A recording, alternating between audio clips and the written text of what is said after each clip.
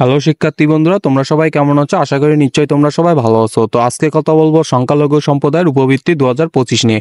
তো ভিডিওটা না টেনে সম্পূর্ণ ভিডিওটা দেখবে, তাহলে তুমি নিজে নিজেই কিন্তু এখানে ফর্ম পূরণ করতে পারবে এবং সকল বিষয় জানতে পারবে। তো ভিডিওটা না টেনে সম্পূর্ণ ভিডিওটা দেখার অনুরোধ করছি। তো এখানে প্রথমেই কথা বলবো যে উপবৃত্তির জন্য বিজ্ঞপ্তি প্রকাশ করা হয়েছে সেই বিজ্ঞপ্তি নিয়ে। তো এখানে বলছে 2024-25 অর্থ বছরে রাজস্ব খাতভুক্ত উপবৃত্তির জন্য সংখ্যালঘু সম্প্রদায়, তফসিল, হিন্দু, বৌদ্ধ, খ্রিস্টান, সশস্ত্র বাহিনী, দৃষ্টি প্রতিবন্ধী, এখানে বলছে অটিস্টিক উপজাতি এই শিক্ষার্থীদের আবেদন দাখিল ও অগ্রায়ন। তারপরে এখানে সূত্র বলছে যে শিক্ষা মন্ত্রণালয়ের স্মারক 4/2/2016 অনুযায়ী, ঠিক আছে।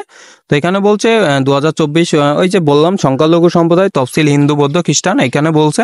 তারপরে এটা বলছে যে 17/3/2025 তারিখের মধ্যে অধ্যয়নত শিক্ষা প্রতিষ্ঠান, মানে তুমি যে প্রতিষ্ঠানে পড়াশোনা করতেছো সেই প্রতিষ্ঠান কর্তৃক তোমাকে একটা ফর্ম প্রদান করা হবে। সেই ফর্মটা পূরণ করে তোমাকে কিন্তু মানে তুমি কলেজে থাকলে কলেজে জমা দিতে হবে এবং স্কুলে থাকলে তোমাকে কিন্তু স্কুলে জমা দিতে হবে। তো ফর্মটা কিভাবে পূরণ করতে হবে অবশ্যই আমি ভিডিওর শেষে দেখাবো, ঠিক আছে। তারপরে এখানে বলছে যে নিম্ন মাধ্যমিক ও মাধ্যমিক বিদ্যালয়সমূহে ষষ্ঠ হতে দশম শ্রেণী অধ্যয়নরত শিক্ষার্থীদের জন্য ফর্ম 1, অর্থাৎ ষষ্ঠ থেকে দশম শ্রেণীতে যারা আছে তারা হচ্ছে ফর্ম নাম্বার 1 পূরণ করবে, এবং যারা একাদশ থেকে স্নাতক অর্থাৎ মাস্টার্স পর্যন্ত যারা আছে তারা হচ্ছে ফর্ম নাম্বার 2 পূরণ করবে। এবং এর নিচে বলছে যে শিক্ষার্থী কর্তৃক প্রতিষ্ঠানের নিকট আবেদন জমাদানের শেষ তারিখ হচ্ছে 17/3/2025, অর্থাৎ আবেদন। এবার আসি ফর্ম কিভাবে পূরণ করতে হবে। তো ফর্ম পূরণ করার জন্য আমরা প্রথমে ফর্ম নাম্বার 1 দেখাবো। তো 1 দেখানোর জন্য এখানে সংখ্যালঘু সম্প্রদায়ের উপবৃত্তি আবেদন ফর্ম ষষ্ঠ থেকে দশম শ্রেণী পর্যন্ত হচ্ছে ফর্ম নাম্বার 1 পূরণ করবে। ষষ্ঠ থেকে দশম শ্রেণী পর্যন্ত ফর্ম নাম্বার 1 পূরণ করবে। তো ফর্মটা কিন্তু তোমাকে নিজ হাতে কলম দিয়ে পূরণ করতে হবে, ঠিক আছে। তো এখানে প্রথমেই বলবো ফর্ম নাম্বার 1 নিয়ে ষষ্ঠ থেকে দশম শ্রেণী অর্থ বছরে 2020 লেখা এখানে, তারপরে লেখা 20। তো 20-এর এখানে প্রথমে দেবা 24, তারপরে 20-এর এখানে দেবা 25, অর্থাৎ 2024-2025। তারপরে এখানে লেখা তফসিল, হিন্দু, বৌদ্ধ, খ্রিস্টান, সশস্ত্র বাহিনী, দৃষ্টি প্রতিবন্ধী, প্রতিবন্ধী, দৃষ্টি অটিস্টিক ব্যতীত অটিস্টিক উপজাতীয় ক্ষুদ্র নিগোষ্ঠী, মানে যারা এখানে এই ফর্মটা আবেদন করতে পারবে। তো এখানকে বলেছে যে আবেদনকারীর ছবি আঠা দিয়ে লাগিয়ে প্রতিষ্ঠান প্রদান কর্তৃক উপরের সত্যায়িত করতে হবে। তারপরে বলছে বরাবর উপপরিচালক মাধ্যমিক ও শিক্ষা তারপরে এখানে তোমার প্রতিষ্ঠানের নাম লিখবে এবং অঞ্চল লিখবা। তারপরে মাধ্যম হলো প্রধান শিক্ষক, সেটা নাম লিখে দেবা। তারপরে বলছে প্রথম অংশ শিক্ষার্থীদের কর্তৃক পূরণীয়। তো প্রথমেই তোমাকে আবেদনকারীর নাম মানে তোমার নাম দিতে হবে বাংলা এবং ইংরেজিতে। তারপরে স্থায়ী ঠিকানা দেবা, গ্রাম দেবা, ডাকঘর দেবা, উপজেলা দেবা আর জেলা দেবা। তারপরে শিক্ষার্থীদের অভিভাবকের মোবাইল নাম্বারটা দিয়ে দেবা। এই মেইল যদি থাকে তাহলে দেবা, যদি না থাকে তাহলে দেওয়ার দরকার নাই। শিক্ষার্থীর জেন্ডার, তুমি কি ছেলে কি মেয়ে সেটা এখানে দিয়ে দেবা। দিয়ে তারপরে হলো শিক্ষার্থীর জন্ম নিবন্ধন, তোমার জন্ম নিবন্ধন নম্বরটা এখানে দিয়ে দেবা। তারপরে তোমার জন্ম তারিখটা দেবা। তারপরে অধ্যয়নরত শ্রেণী, তুমি কোন শ্রেণীতে পড়াশোনা করতেছো, তারপরে শ্রেণীর রোল নাম্বারটা দেবা। তারপরে মানবিক, বিজ্ঞান, ব্যবসায় শিক্ষা বিভাগ নবম শ্রেণী ও দশম শ্রেণীর জন্য তুমি যদি মানবিক হও মানবিক দেবা, বিজ্ঞান হলে বিজ্ঞান, ব্যবসা শিক্ষা হলে ব্যবসা, এটা শুধু নবম ও দশম শ্রেণীর জন্য।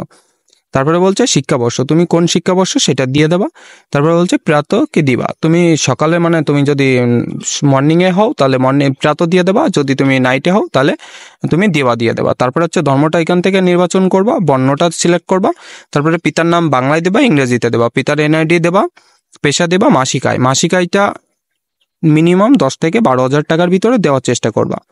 তারপরে মাতার নাম বাংলায় দেবা এবং ইংরেজিতে দেবা। তারপরে মাতার এনআইডি নাম্বার দেবা, পেশা দেবা এবং মাসিক আয় দেবা। তো যদি পেশা গৃহিণী থেকে থাকে তাহলে গৃহিণী দিয়ে দেবা এবং মাসিক আয়টা 0 রাখবা, দেওয়ার দরকার নাই, ঠিক আছে। বলছে যে পিতামাতার অবর্তমানে বৈধ অভিভাবক যদি থেকে থাকে তার নাম দেবা। যদি তোমার মাতা পিতা বেঁচে থাকে তাহলে সেক্ষেত্রে মাতা পিতার নামটাই রাখবে, এবং তোমার আপু বা ভাইয়ার যদি বা দাদা বা দিদি যদি থেকে থাকে তাদের নামটা দিয়ে দেবা।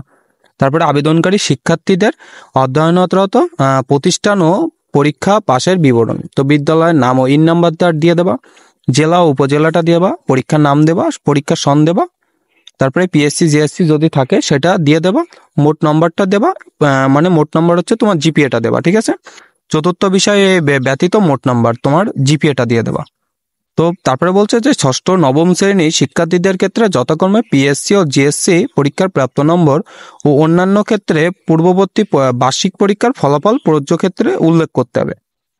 তো এইখানে পিএসসি এবং ডিএসসি যদি দিয়ে থাকো তাহলে অর্থাৎ 6 অথবা 9 এর জন্য পিএসসি এবং জিএসসির জিপিএটা দিয়ে দেওয়া। যদি তুমি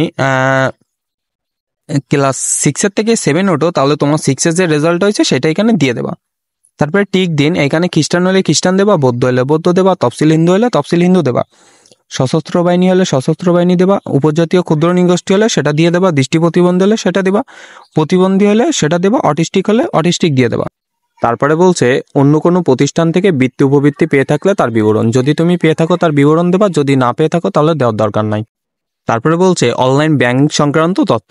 তো এখানে শিক্ষার্থীর আবেদন হিসাবধারীর নাম ইংরেজিতে, তো অবশ্যই তোমার ব্যাংক অ্যাকাউন্ট থাকা লাগবে, তা নাহলে কিন্তু তুমি আবেদন ফর্মটা পূরণ করতে পারবে না এবং এখানে জমা দিতে পারবে না, এবার এটা তুলতে পারবে না, ঠিক আছে। তো শিক্ষার্থীর আবেদন হিসাবধারীর নাম ইংরেজিতে দিয়ে দেবা, তোমার যে ব্যাংক অ্যাকাউন্ট নাম রয়েছে সেইটা। তো এখানে বলছে আবেদনকারী শিক্ষার্থীর নাম ও অনলাইন ব্যাংকিং হিসাব নাম অভিন্ন হতে হবে। যৌথ নামে ব্যাংক হিসাব স্কুল ব্যাংক হিসাব খোলা হলে উভয়ের নাম দিতে হবে। তো এখানে খ নম্বর হলো ব্যাংকের নাম দেবা, তোমার যে ব্যাংকের নাম মানে অ্যাকাউন্ট আছে সেই ব্যাংকের নাম দেবা, তারপরে শাখার নাম দেবা এবং শাখার রাউটার নাম্বার। তো রাউটিং নাম্বারটা তুমি যদি না জানো তাও সেই ব্যাংকের এবং সেই শাখার নাম দিয়ে সার্চ দিলে কিন্তু রাউটিং নাম্বারটা পেয়ে যাবে। এবং এইখানে হিসাব নম্বর 13 থেকে 17 ডিজিটের মধ্যে তোমার যে হিসাব নাম্বারটা সেই হিসাব নাম্বারটা দিয়ে দেবা। তারপরে 11 নম্বর বলছে আমি শপথ করে বলছি যে উপরোক্ত বিষয় সত্য। তারপরে নিচে এখানে আবেদনকারী স্বাক্ষর, অর্থাৎ তোমার স্বাক্ষরটা দিয়ে কিন্তু তুমি জমা দিয়ে দেবা। এবং এইখানে নিচে বলছে যে দ্বিতীয় অংশ প্রতিষ্ঠান কর্তৃক পূরণীয়। তো এইটা হলো প্রতিষ্ঠান পূরণ করবে, এটা তোমার পূরণ করা লাগবে না, তুমি আবেদনকারী স্বাক্ষর পর্যন্ত কিন্তু তুমি পূরণ করবা।